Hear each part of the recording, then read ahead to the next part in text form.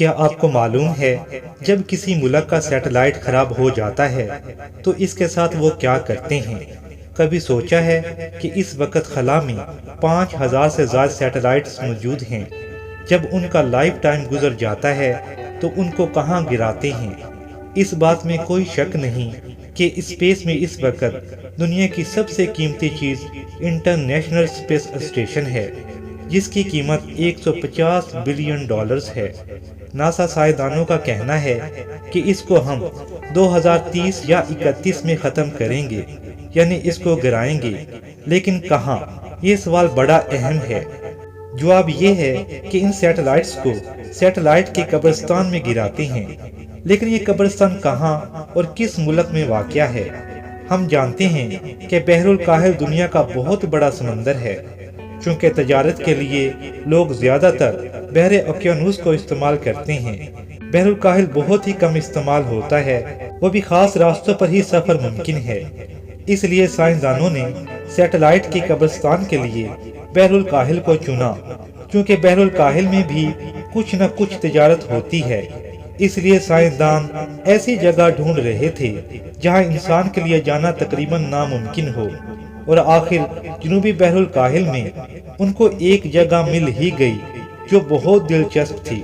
یہ جنوبی بحر الکاہل میں ایک ایسی جگہ ہے جو ہماری زمین یعنی خشکی سے تو بہت زیادہ فاصلے پر ہے، لیکن آسمان پر موجود مختلف سیٹلائٹس اور انٹرنیشنل اسپیس اسٹیشن کے لیے بہت زیادہ قریب ہے، اور اس کو نیمو پوائنٹ کا نام دیا گیا۔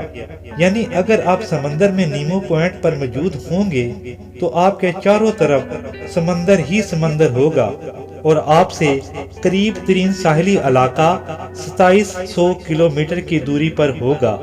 2700 کلومیٹر کوئی مذاق نہیں۔